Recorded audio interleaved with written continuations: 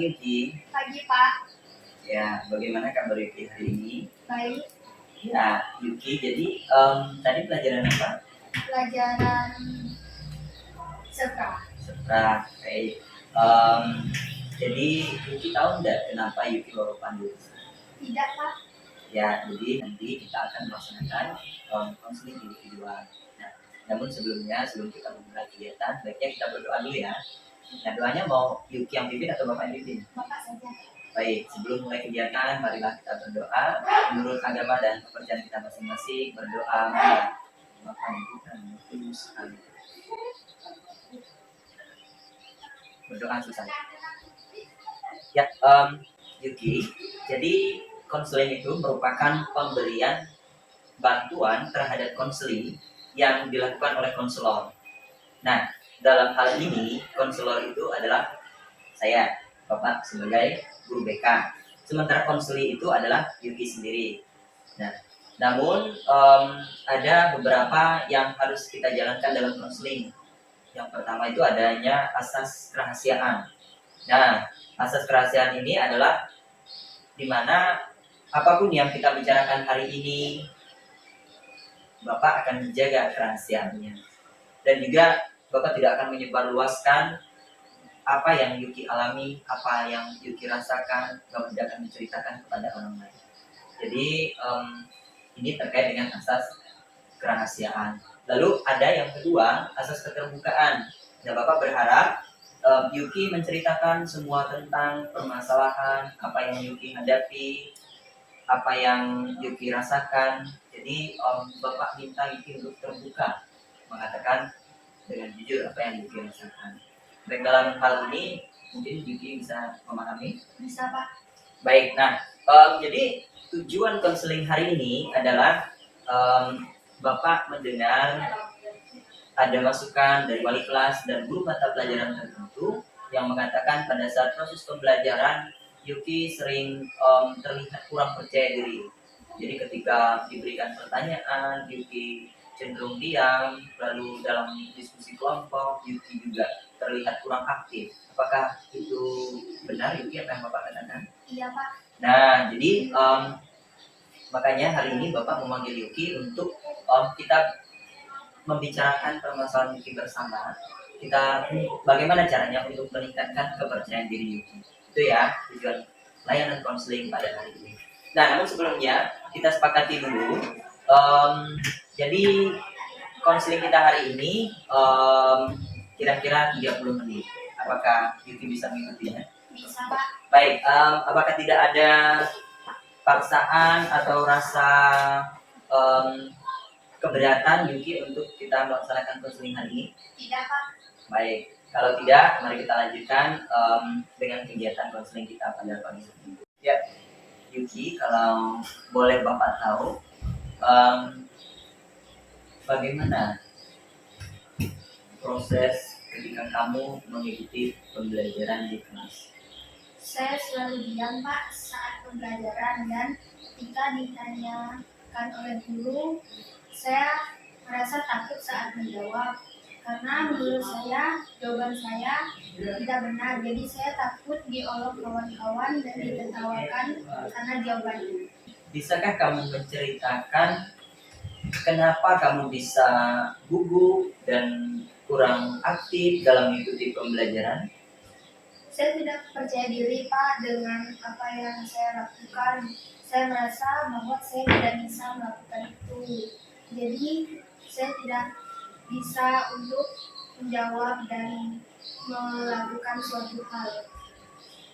Ya, baik Yuki, terima kasih. Lebih dalam lagi, apakah Yuki ada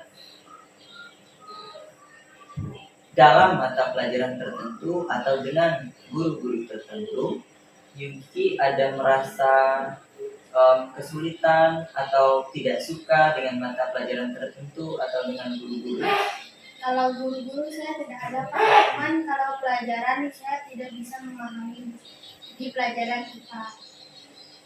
Ya, baik, berarti dari segi dewan guru atau tenaga pendidik Yuki tidak memiliki permasalahan terkait dengan suka atau tidaknya tapi Yuki lebih kurang menyenangi mata pelajaran IPA ya. Iya. Kalau Bapak boleh tahu apa sih yang menyebabkan Yuki kurang meminati mata pelajaran IPA? Menghafalnya Pak, saya tidak suka menghafal dan sering ada tanya jawab. Ya, jadi sebenarnya itu karena ada hafalan lebih banyak seperti itu ya, mungkin materinya sulit bagi Yuki ya. Nah, oke. Nah, jadi begini, kamu sebenarnya itu kurang percaya diri. Kalau dari pembicaraan kita mulai dari pertama tadi sampai sekarang, lalu Bapak pengen tahu bagaimana perasaan Yuki kalau semisalnya Yuki dipanggil oleh guru pada saat mata pelajaran ya, pada saat proses pembelajaran dipanggil oleh guru. Guru mengajukan beberapa pertanyaan. Contohnya, silahkan Yuki menjelaskan tentang ini misalnya. Lalu apa yang terpikirkan oleh Yuki pada saat diberikan pertanyaan langsung oleh guru pada saat proses pembelajaran? Panik Pak, merasa kalau tidak bisa menjawab pertanyaan itu. Panik ya? Iya. Nah, dalam kondisi panik itu, pernahkah Yuki terlintas pikiran untuk mencoba menjawab, atau Yuki diam saja, atau Yuki mencoba melemparkan pertanyaan itu kepada teman atau bertanya dengan teman? Pernah ingin mencoba, tapi tidak bisa menjawabnya Pak. Seperti merasa kalau jawabannya salah. Ya, jadi Yuki sama sekali belum menjawab, tetapi pernah terpikirkan akan menjawab. Iya Pak. Baik Yuki, terima kasih. Yuki, kamu sebenarnya ingin deh aktif dalam kelas, lalu kamu mampu menyampaikan dengan baik apa yang kamu pikirkan kepada guru pada saat proses pembelajaran. Iya Pak, saya sangat ingin. Saya ingin seperti teman-teman saya bisa menjawab pertanyaan yang diberikan oleh guru-guru. Baik, nah sebelum Bapak memberikan solusi terhadap pemikiran Yuki tadi yang mengatakan bahwa saya tidak bisa menjawab, saya tidak memiliki keberanian untuk menjawab, takut jawaban saya salah, saya takut nanti jawaban saya mungkin diolok oleh teman-teman. Apakah Yuki punya solusi sendiri untuk mengatasi pikiran-pikiran Yuki itu? Saya ada solusi Pak, mencoba untuk memberanikan diri berbicara di depan teman-teman dan berusaha menjawabnya. Tapi saya tidak mampu melawan rasa ketidakpercayaan diri saya Pak. Baik Yuki, terima kasih. Sebenarnya Yuki sudah punya pikiran yang positif untuk mencoba keluar dari permasalahan yang Yuki hadapi. Melawan dari rasa ketidakpercayaan diri Yuki, saya rasa kalau sudah ada punya pikiran, lalu dilanjutkan dengan tekad, Yuki pasti akan mampu. Nah, Bapak punya ada teknik untuk mengatasi atau meningkatkan rasa kepercayaan diri yang disebut dengan self-talk. Nah, self-talk itu adalah kita berbicara dengan diri sendiri. Nah, self-talk itu ada dua, Yuki. Yang pertama itu self-talk yang negatif dan self-talk yang positif. Nah, contoh tadi self-talk yang negatif, salah satunya Yuki mengatakan, saya tidak mampu untuk menjawab pertanyaan yang diberikan oleh guru. Nah, tapi sebelumnya, Bapak minta Yuki untuk menuliskan self-talk yang negatif. Yuki berbicara kepada diri sendiri tentang self-talk negatif yang Yuki rasakan pada saat mengikuti pembelajaran sehingga memiliki kurangnya kepercayaan diri. Bisa Yuki? Bisa Pak. Baik, silakan tuliskan.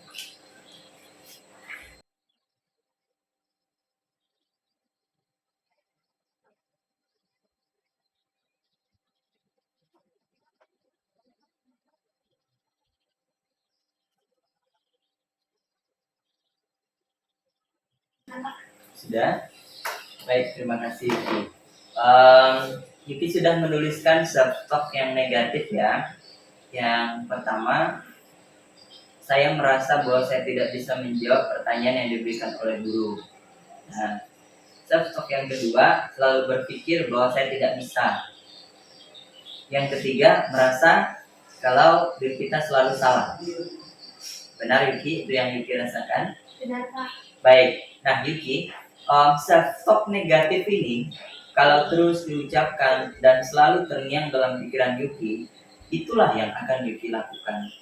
Sehingga selama ini Yuki sebenarnya punya perasaan, punya pikiran ingin menjawab, tetapi tidak pernah dilaksanakan. Karena apa? Karena self-talk negatifnya itu lebih kuat daripada yang positif.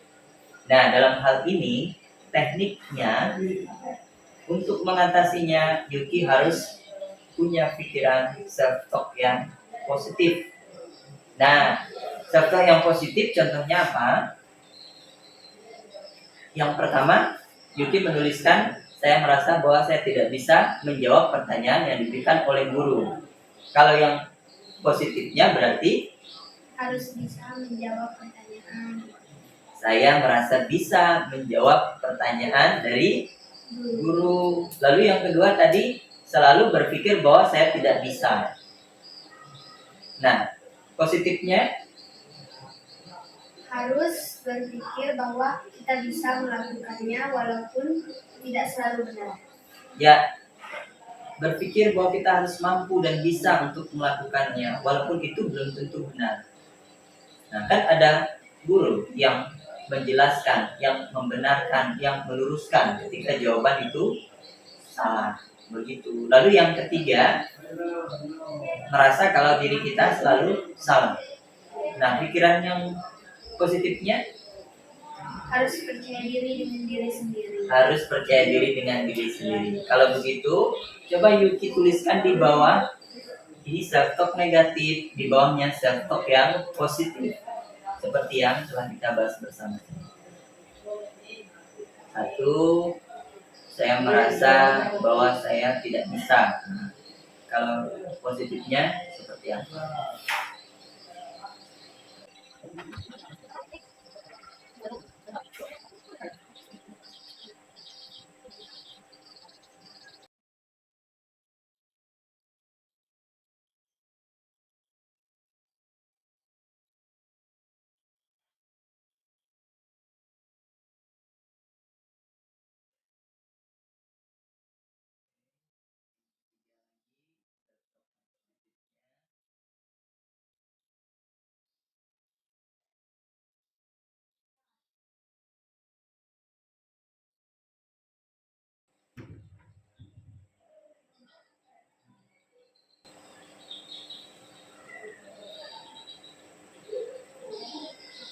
Oke.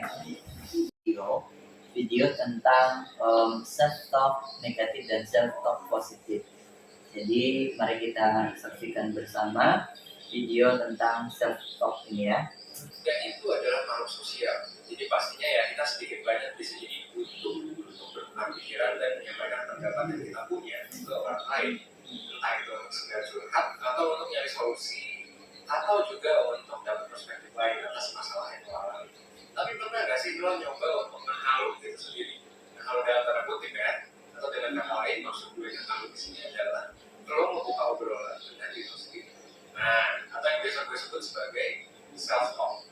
Kalau lo pernah tuh nyoba buat ngobrol sama diri sendiri, ya berarti sedikit banyak sebenarnya lo udah berpengalaman nih dalam melakukan self-talk. Tapi mungkin ada juga dari lo yang belum pernah nyoba ngobrol sama diri sendiri. Makanya di video ini gue bakal ngebahas sebenarnya apa sih self-talk itu dan gimana caranya supaya si self-talk ini bisa jadi kebiasaan yang bermanfaat dan sehat juga buat lo. Kalau lo pengen tahu, lo tonton video ini sampai habis ya, biar lo dapat keseluruhan dan sehat.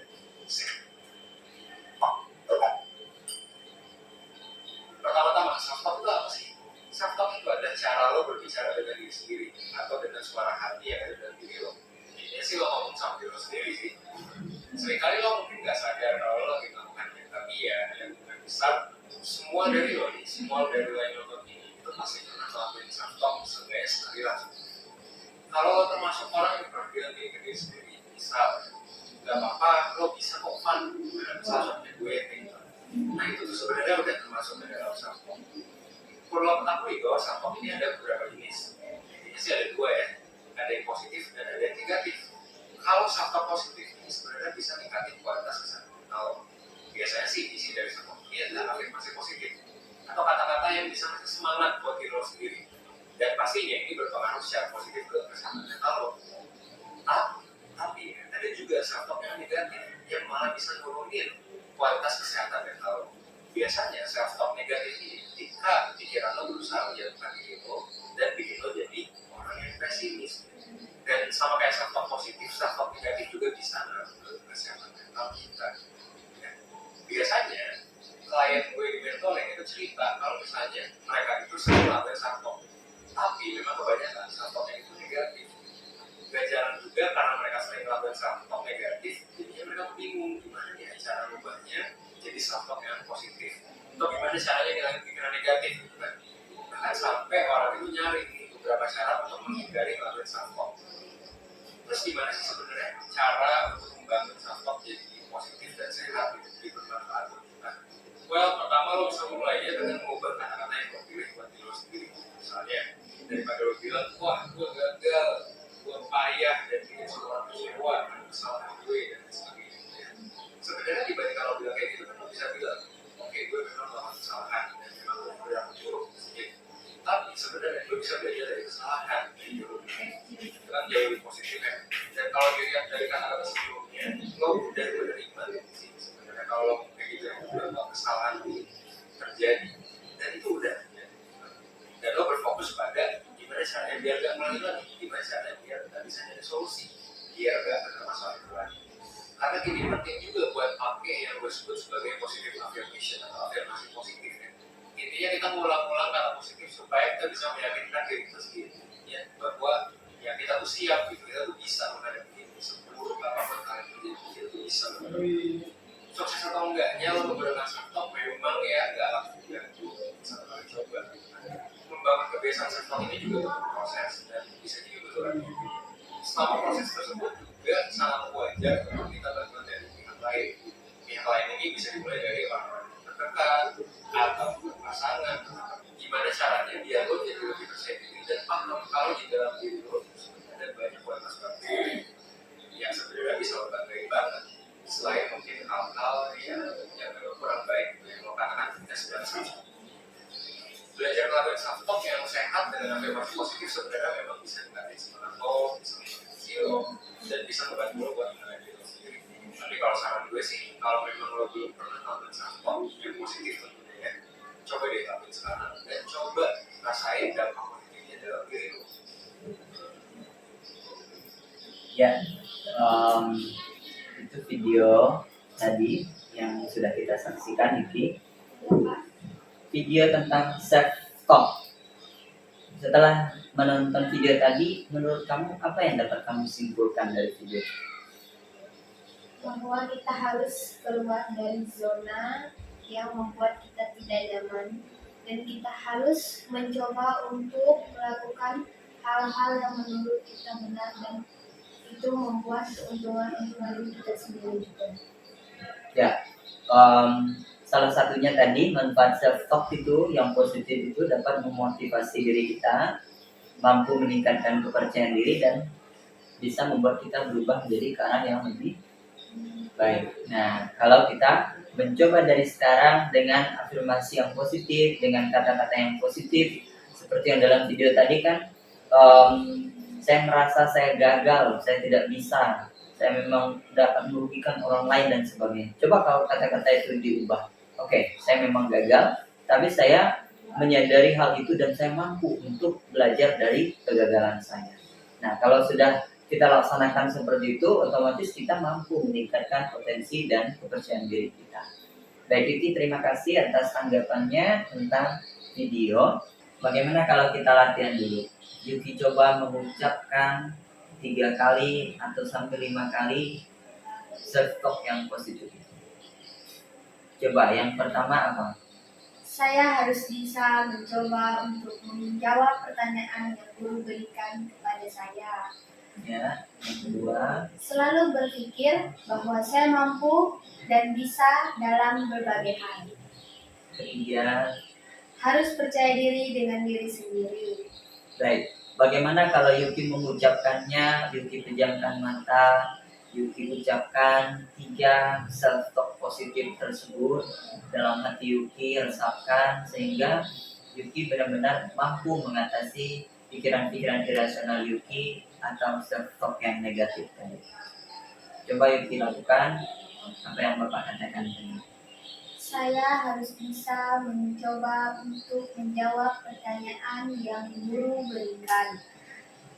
Selalu berpikir bahwa saya mampu dan bisa dalam berbagai hal. Harus percaya diri dengan diri sendiri. Ya, baik. Terima kasih Yuki.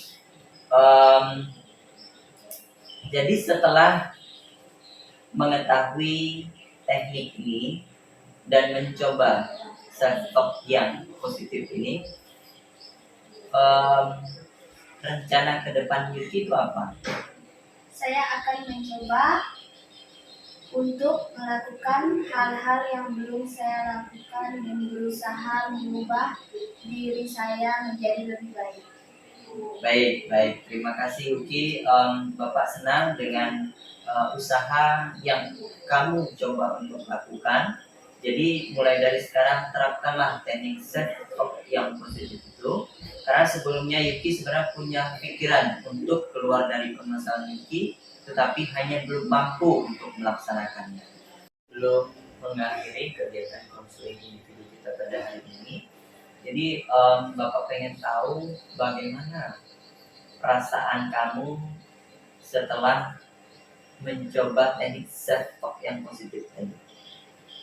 Saya merasa bahwa saya bisa untuk melakukannya, bahwa saya harus percaya diri dengan diri saya sendiri. Ya, lalu dari kalimat tadi apa yang paling menguatkan bagi Yuki? Harus percaya dengan kemampuan sendiri. Ya, terima kasih Yuki. Kuncinya itu harus percaya dengan kemampuan yang Yuki miliki. Jadi kalau Yuki sudah percaya, otomatis rasa kepercayaan diri Yuki itu juga pasti akan meningkat.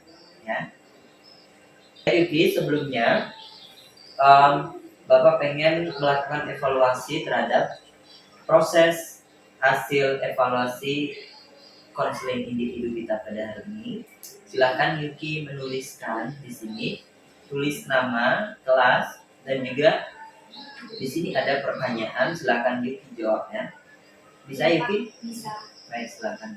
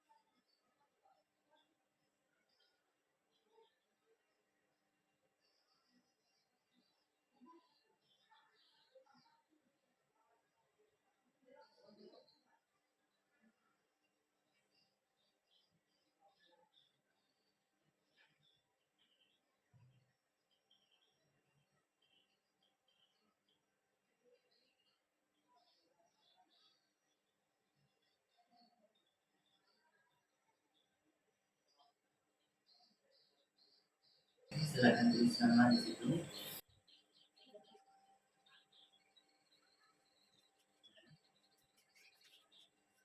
Oke, terima kasih Yuki.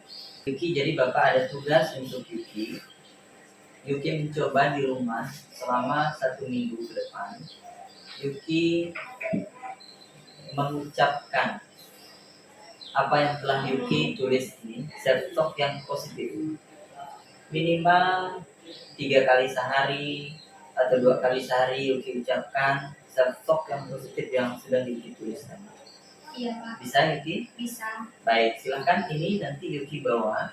Jangan sampai lupa self talk positif yang sudah Yuki tuliskan. Iya Pak. Baik. Bapak pengen tahu bagaimana kesan Yuki selama mengikuti konseling individual pada hari ini. Saya merasa senang Pak, karena setelah mengikuti ini hati saya mulai tergerak untuk melakukan self-talk positif dan memberanikan diri dalam berbagai hal. Ya, baik Yuki, terima kasih.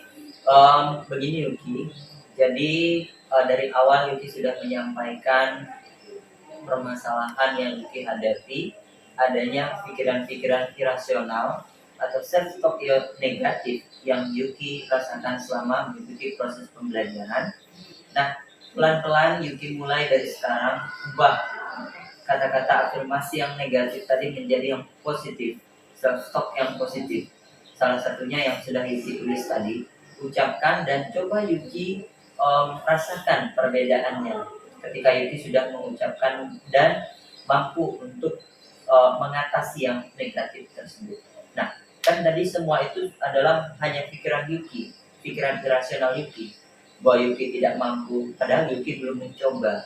Yuki takut nanti menjawab tapi ditertawakan oleh teman-teman, padahal Yuki kan belum menjawab. Lalu gugup dan sebagainya, panik. Nah, itu kan hanya pikiran-pikiran irasional. Coba Yuki ubah dengan self-talk yang positif, begitu. Nah, jadi ini kan pertemuan kita yang pertama. Iya Pak. Bapak ada memberikan tugas kepada Yuki dalam 1 minggu ke depan Yuki mengucapkan self-talk yang positif. Nah, minggu ketiga kita akan bertemu kembali Yuki. Bagaimana, bisa? Bisa Pak. Bapak pengen ada perubahan, peningkatan kepercayaan diri Yuki dalam mengikuti proses pembelajaran. Tentunya Bapak juga akan bertanya dengan wali kelas dan guru mata pelajaran tertentu. Mudah-mudahan Yuki mulai dari sekarang setelah mengikuti konseling individu ini ada perubahan dalam segi kepercayaan diri. Sebelum mengakhiri pertemuan kita pada hari ini, terima kasih banyak Yuki sudah mengikuti konseling individu hari ini, sudah mau berbagi, sudah mau menceritakan permasalahan yang Yuki hadapi. Sebelum mengakhiri kegiatan konseling individu kita hari ini, tadi kita sudah mengawalinya dengan doa Yuki, maka kita mengakhirinya dengan doa. Seperti biasa, Yuki yang pimpin atau Bapak yang pimpin? Bapak saja Pak. Baik, mari kita menutup kegiatan konseling individu pada hari ini menurut agama dan kepercayaan kita masing-masing. Berdoa mulai.